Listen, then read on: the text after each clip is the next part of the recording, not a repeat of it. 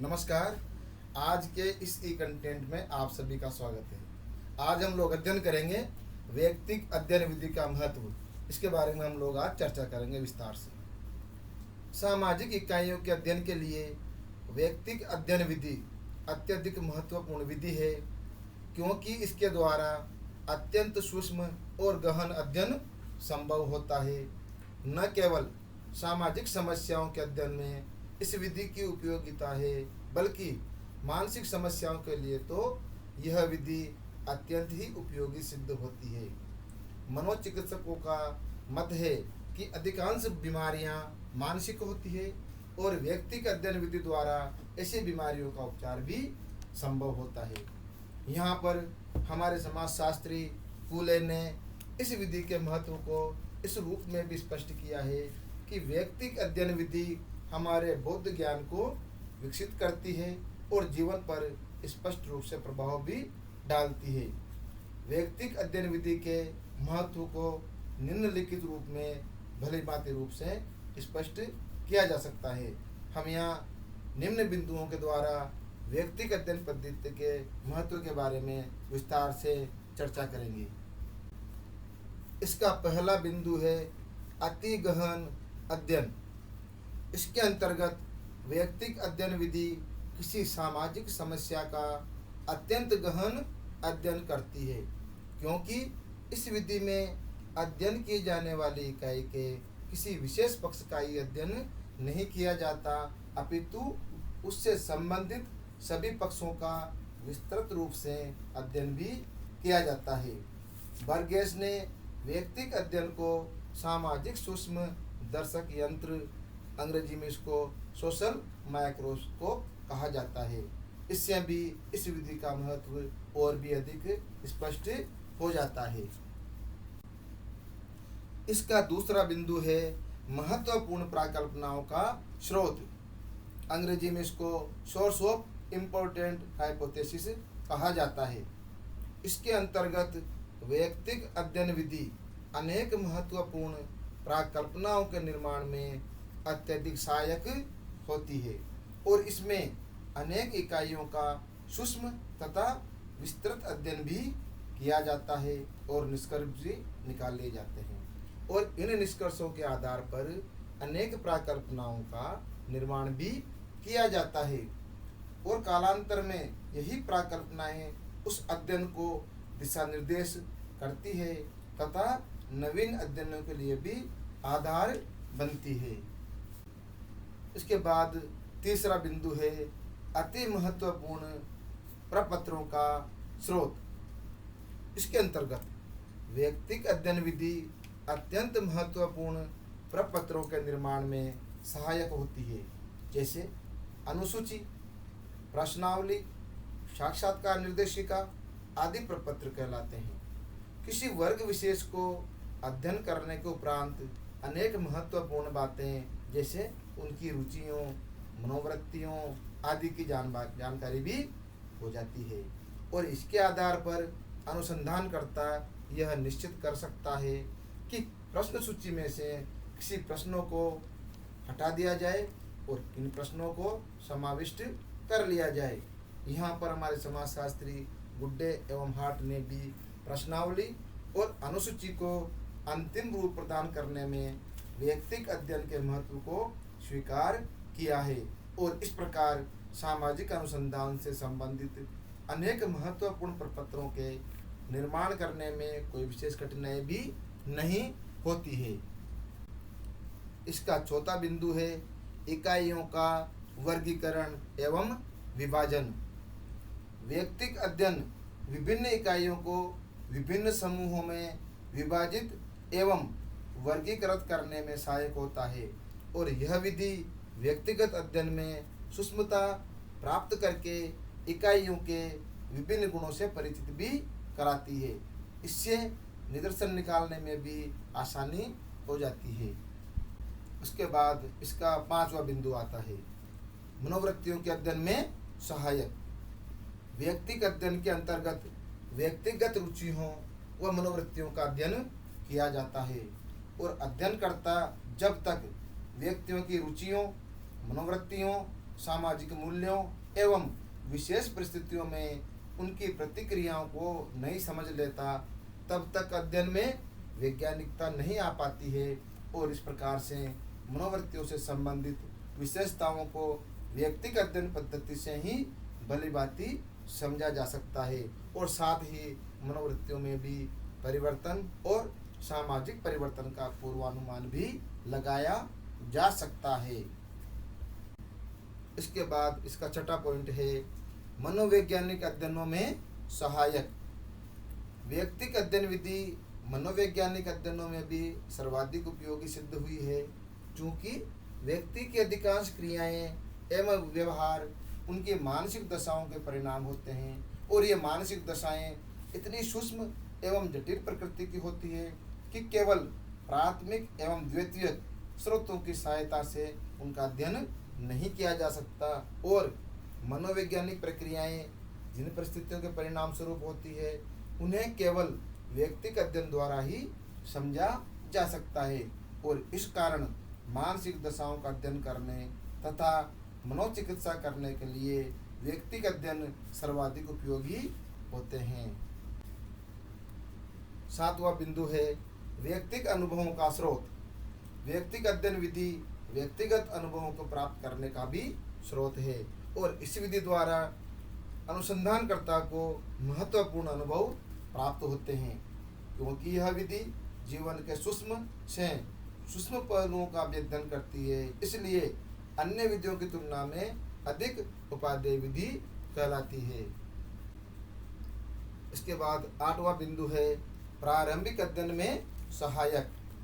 किसी बड़े अध्ययन को आरंभ करने के लिए यह आवश्यक होता है प्रारंभिक स्तर पर ही विषय से संबंधित कुछ इकाइयों की जानकारी प्राप्त कर ली जाए, जैसे अध्ययन में इकाई अथवा व्यक्ति का पर्यावरण, उसकी स्थिति, उसके व्यवहार को प्रभावित करने वाले तत्व आदि।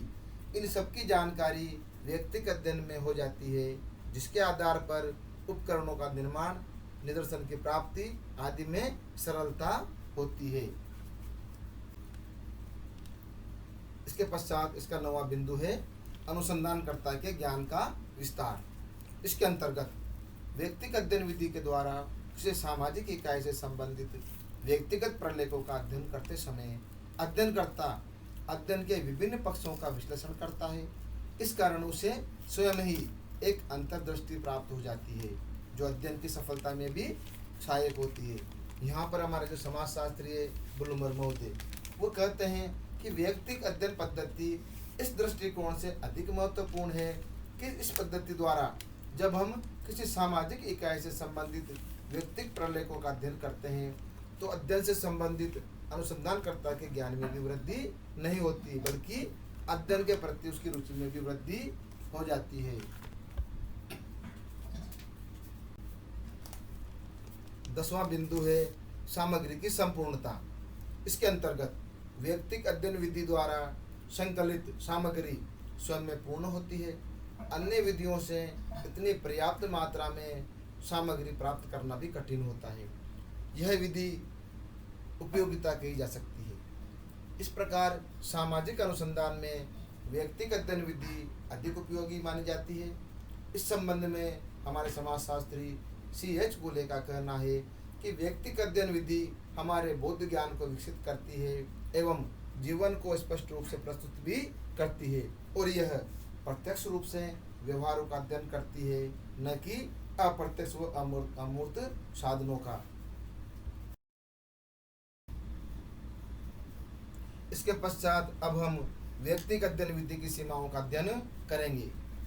व्यक्तिगत अध्ययन विधि सामाजिक अनुसंधान के क्षेत्र में महत्वपूर्ण विधि है, फिर भी इस विधि की कुछ सीमाएं हैं, जिनके कारण यह विधि दोष मुक्त नहीं कही जा सकती। इन सभी सीमाओं को हम स्पष्ट रूप से निम्न बिंदुओं के माध्यम से समझेंगे। इसका पहला बिंदु है अत्यधिक सीमित अध्ययन। इसके अंतर्गत व्यक्तिगत अध्ययन की सबसे बड़ी सीमा यह है कि बहुत थोड़ी सी इकाइयों के अध्ययन के आधार पर ही सामान्य निष्कर्ष प्रस्तुत कर दिए जाते हैं, और ये इकाइयाँ संपूर्ण व समग्र का प्रतिनिधित्व नहीं कर पाती है। इस कारण अन्य प्रविधियों की तुलना में व्यक्तिगत अध्ययन द्वारा प्राप्त सूचनाएं कभी कभी अपूर्ण एवं अव्यावहारिक होती है। अतः यद्यपि इस पद्धति द्वारा विभिन्न इकाइयों का गहन एवं सूक्ष्म अध्ययन करना संभव है, किंतु यदि ये इकाइयाँ प्रतिनिधित्वपूर्ण नहीं होती है तो इस प्रकार के अध्ययन का महत्व नगण्य भी होता है। इसका दूसरा बिंदु है अवैज्ञानिक विधि। इसमें व्यक्तिगत अध्ययन को अवैज्ञानिक विधि कहा जाता है, क्योंकि इसमें न तो इकाइयों के चुनाव और सूचना संकलन करने पर किसी प्रकार का नियंत्रण रहता है और न ही कोई निश्चित वैज्ञानिक एवं संगठित प्रविधि का सहारा लिया जाता है। और इस विधि में संकलित तथ्य भी आत्मनिष्ठ होते हैं, उनमें किसी प्रकार की सार्वभौमिकता नहीं पाई जाती है। अतः यह विधि भी वैज्ञानिक विधि नहीं है। इसका तीसरा बिंदु है कुछ इकाइयों के आधार पर निष्कर्ष। व्यक्तिगत अध्ययन विधि में केवल कुछ ही इकाइयों के आधार पर निष्कर्ष निकाले जाते हैं और यह इसकी सबसे अधिक महत्वपूर्ण सीमा कही जा सकती है। उदाहरण के लिए, यदि कुछ व्यक्तियों, व्यक्तिगत प्रलेखों एवं साक्षात्कार के आधार पर मानव समूह को प्रतिनिधित्व करने वाले निष्कर्ष निकाले जाएं तो यह निश्चय ही अध्ययन की त्रुटि कही जाएगी। इसका चौथा बिंदु है निदर्शन प्रणाली का अभाव। इसके अंतर्गत व्यक्तिगत अध्ययन विधि की एक सीमा यह भी है कि इस विधि में निदर्शन प्रणाली का अभाव है। इसके कारण इसमें सही प्रतिनिधि इकाइयों का अध्ययन नहीं हो पाता है। अनुसंधान प्राय अपने ही ढंग से इकाइयों का चयन कर लेता है और इस कारण अध्ययन करते समय जो निष्कर्ष निकाले जाते हैं वे सही भी नहीं होते हैं। इसका पांचवा बिंदु है पक्षपात की संभावना। व्यक्तिगत अध्ययन विधि में अनुसंधानकर्ता एक व्यक्ति से संबंधित उन सभी तथ्यों का अध्ययन करता है जो प्रायः उसके जीवन में घटित होते हैं। इसके बाद इसका छठा पॉइंट है अत्यधिक अशुद्धता। इसके अंतर्गत व्यक्तिगत अध्ययन विधि में डायरी, पत्र, जीवन इतिहास आदि से जानकारी प्राप्त होती है और ये सब रिकॉर्ड प्रायः दोषपूर्ण होते हैं।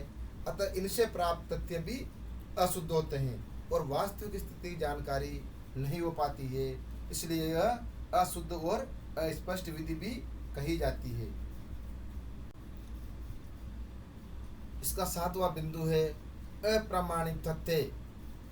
इसके अंतर्गत व्यक्तिगत अध्ययन विधि में जिन तथ्यों का संकलन किया जाता है उनका प्रमाणीकरण भी संभव नहीं हो पाता। क्यों? क्योंकि अनुसंधानकर्ता एक व्यक्ति के जीवन से संबंधित जो कुछ भी सूचना एकत्रित करता है किसी दूसरे व्यक्ति के जीवन में वैसी परिस्थितियां घटित हो यह आवश्यक बिल्कुल भी नहीं है और ऐसी स्थिति में तथ्यों का सत्यापन न होने के कारण अध्ययन के निष्कर्ष भी गलत हो सकते हैं। इसका आठवां बिंदु है अत्यधिक खर्चीली विधि। यह विधि अत्यंत खर्चीली एवं समय साध्य है, क्योंकि किसी व्यक्ति के संबंध में तथ्य संग्रहण करने से उसका जीवन, इतिहास, डायरी, वातावरण आदि का पूर्ण अध्ययन आवश्यक है, जिसमें बहुत समय लगने की संभावना है और खर्च भी काफ़ी होगा। यह इस विधि का दोष है या सीमा है। इसके पश्चात इसका अंतिम बिंदु है दोषपूर्ण जीवन इतिहास। व्यक्तिगत अध्ययन विधि में जीवन इतिहासों का सर्वाधिक प्रयोग होता है और जीवन इतिहास प्रायः दोषपूर्ण, अवैज्ञानिक तथा पक्षपातपूर्ण होते हैं, क्योंकि व्यक्ति इसमें अपने जीवन की घटनाओं को यथातथ्य न लिखकर बड़ा चढ़ाकर लिखता है तथा केवल अच्छे पक्ष ही जीवन इतिहास में सम्मिलित किए जाते हैं। यदि जीवन इतिहास किसी अन्य व्यक्ति द्वारा लिखा हुआ होता है तो उसमें लिखने वाले व्यक्ति के अनुभव भी सम्मिलित हो जाते हैं, अतः ये दोषपूर्ण होते हैं। इसी कारण इसके आधार पर निष्कर्ष भी निकाल लिए जाते हैं। यह विधि की सीमा कहलाती है। इस प्रकार से निष्कर्ष रूप में यह कहा जा सकता है कि उपयुक्त वर्णित कुछ दोषों के कारण इस प्रविधि का प्रयोग अनुसंधान के क्षेत्र में कम किया जाता है, किंतु तथ्य संकलन की विधि को वैज्ञानिक बना दिया जाए तथा व्यक्ति अपने जीवन की सही जानकारी देने का प्रयास करे तो यह विधि अनुसंधान की अच्छी विधि हो सकती है। तो आज हमने व्यक्तिगत अध्ययन के महत्व और इसकी सीमाओं के बारे में अध्ययन किया है। धन्यवाद।